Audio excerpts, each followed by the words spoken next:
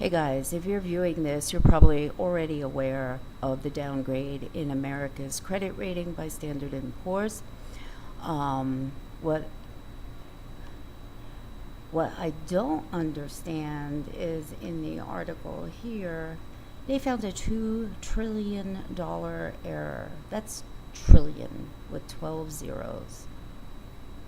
And this was discovered, I guess, when Standard & Poor's had a meeting with the U.S. Treasury Department to go over the debt ceiling bill.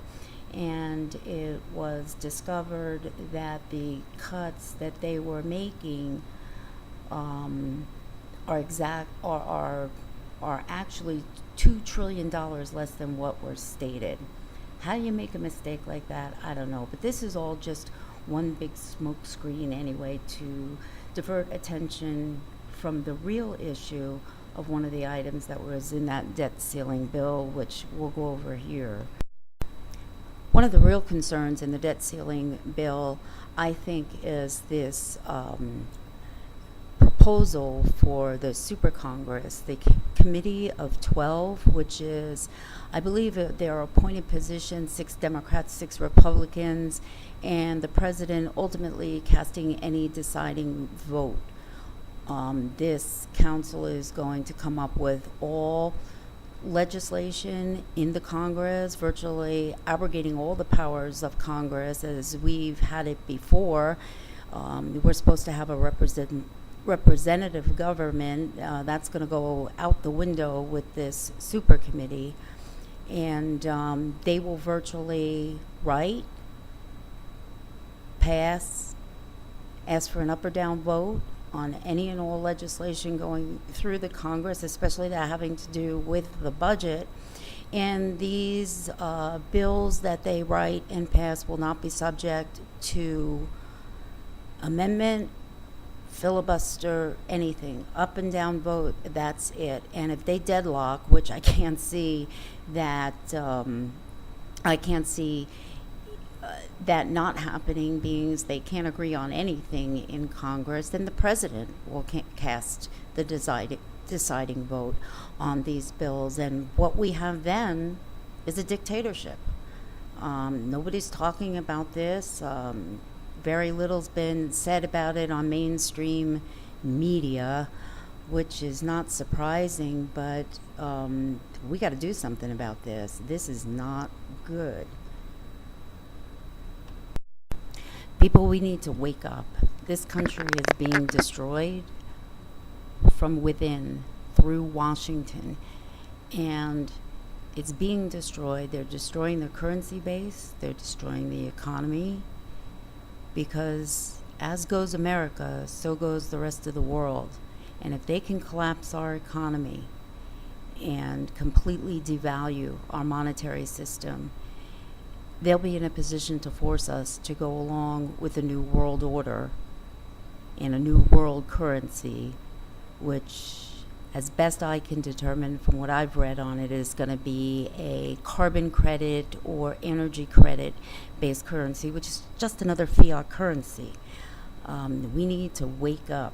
We need to vote out every single one of these guys that voted for this debt ceiling bill, clean house, if we can last that long through till November of 2012.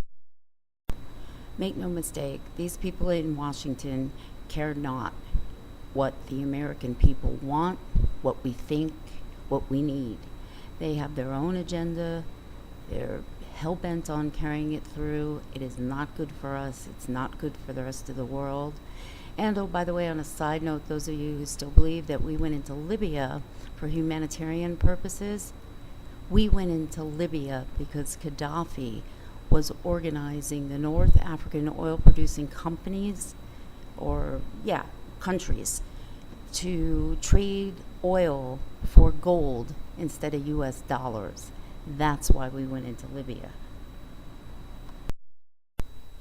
Oh yes, and while the country, or the America that you and I know, is crashing and burning, Obama is celebrating his 50th birthday party fundraiser. And let's look at the present that he received from McConnell, Reid, and Boehner, who virtually handed the country over to him on a platter. where he makes any executive decisions by the stroke of a pen on any deadlock vote in Congress, on any bills or budget matters, just about anything. Happy birthday, Mr. President. I'd just like to leave you with this last visual. Our country's future debt obligations are $114 trillion. That's all the money we've lent, spent, and borrowed. It's the debt and deficit on a rolling cumulative basis over the next 10 years. That's $114 trillion. Just to put it in perspective here is just a visual guide to this. We used to talk about the budget in billions. That was the highest amount. This is 100 million. Okay, and here we have 1 billion. Now the federal government's budgets used to be measured in billions. That's gone, that's out the door now. We're talking in trillions. Okay, this is $1 trillion. Our current debt right now is 14.5 trillion. And here's a trillion compared to a Boeing 747. And here we have 15 trillion, which is about where we are right now. $114 trillion. Let's see if I can get this here. Is represented by, can't even fit it in the whole screen here. Those are the World Trade Centers. And this is a visual depiction of $100 bills stacked up into $114 trillion.